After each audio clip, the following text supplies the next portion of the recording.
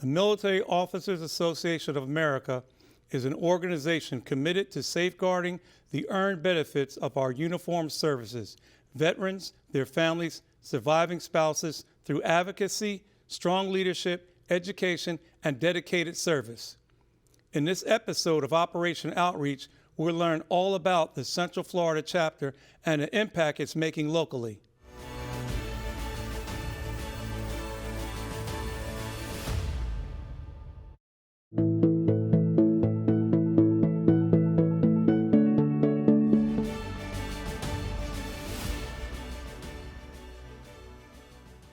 Welcome to Operation Outreach, a program to highlight the services available to military veterans right here in Central Florida. I'm Fred Robinson, chair of the Orange County Mayor's Veterans Advisory Council. The Military Officers Association of America is an independent, nonprofit, nonpartisan organization with a membership of 350,000 strong. Here to tell us more about the association and the role it is playing in this part of Florida is Lorraine Hollins, Central Florida Chapter President. Lorraine, thank you for joining me. Thank you very much, Fred. Lorraine, I have a question for you. Did you ever serve in the military? Yes, I did. I served 3 years active enlisted, 2 years in the National Guard enlisted, and then 15 years as an officer. And in what branch? The only branch, Army. Okay. and as the Central Florida President of Military Officers Association of America, otherwise known as MOAA, can you tell me the difference between your Central Florida chapter versus national? On the national level, we have 350,000, I think that's what you said earlier, 350,000 members. And then each state has their own chapters. And I believe we're up to 37 chapters now in Florida. So we're almost like a little franchise. We have the mission of doing legislative advocacy for our veterans, our military, and their families. So we help MOAA National by meeting with local state legislative representatives, and we lobby informally with the legislators to make sure that they're aware of legislation that pertains to our military. As one of the many veteran service organizations in Central Florida, what does specifically does MOAA do for veterans and their families? We support the veterans and their families by working on legislation in support. We also do at the state level. We attend state level legislative issues, and we address those with our state legislators. In my case, because I sit on now, I'm up to 10 different veteran councils. I'm the MOAA member, so I have become kind of a nucleus of information.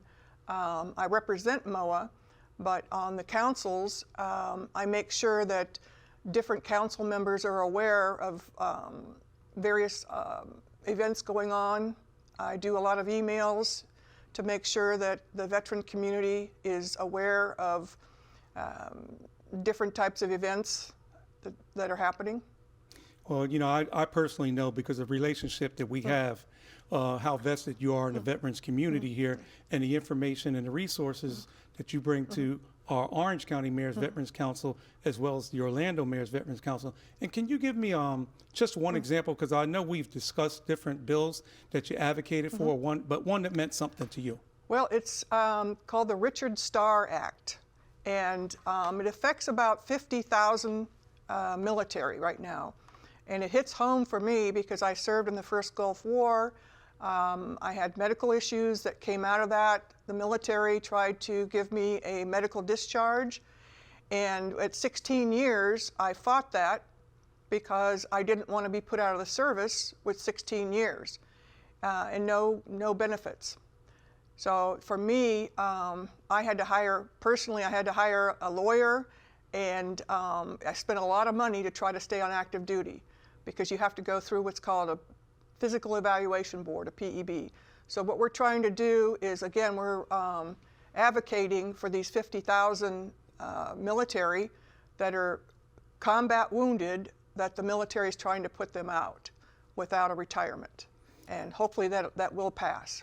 And a couple years ago you started a 501c3 program in reference to art to help veterans with PTSD. Can you explain it? You're the only MOA in the United States that are doing it, or just chapter?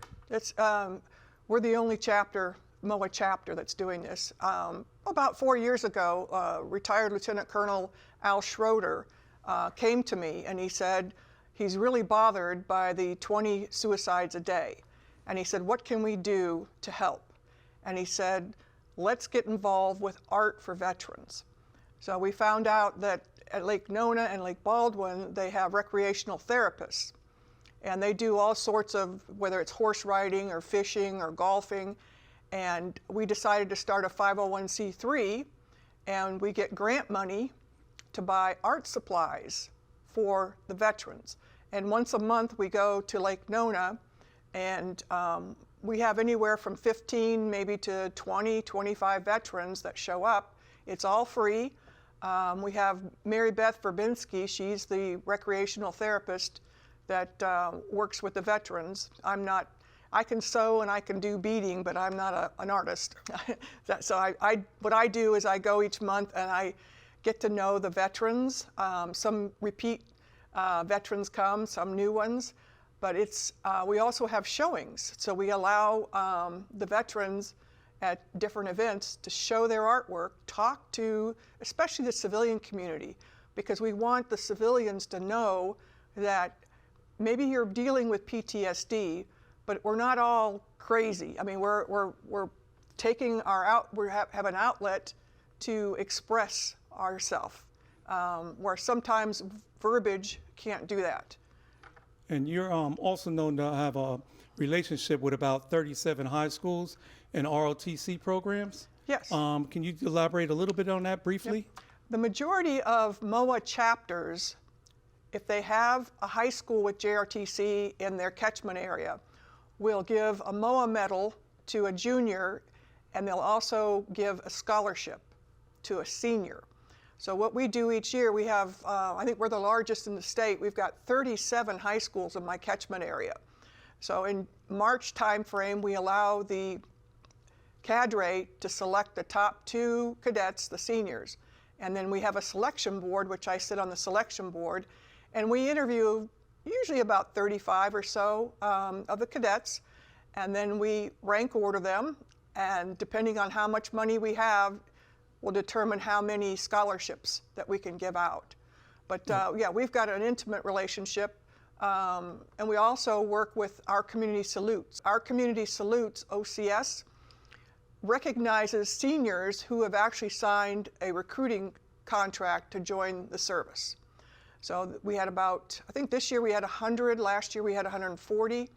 And it's just a way of getting the parents, the family, the cadre, the recruiters, you get VIPs that come out, and it's just a way of thanking the youth that they want to continue on, and it especially means a lot to me because when I came in, I signed up when I was 17, and I had no family support back in 1975 for me to do this. My community didn't support me, so I go kind of overboard with OCS just because it hits home with me. And just lastly, what I'd like to ask you is your organization, MOAA, is current and past military officers. What are the criteria if somebody wanted to join the Central Florida chapter? So you can be a member also of the Public Health Service. And you can be, if you are a warrant officer or any type of officer, you can join. So for myself, because I was prior service, then I became an officer, I was eligible to join. And you would go to MOAA CFC, so that's MOAA CFC.org. That's our website, and you can read up about us, but we're looking to grow our chapter. So if you're an officer out there or Public Health Service, get with our website.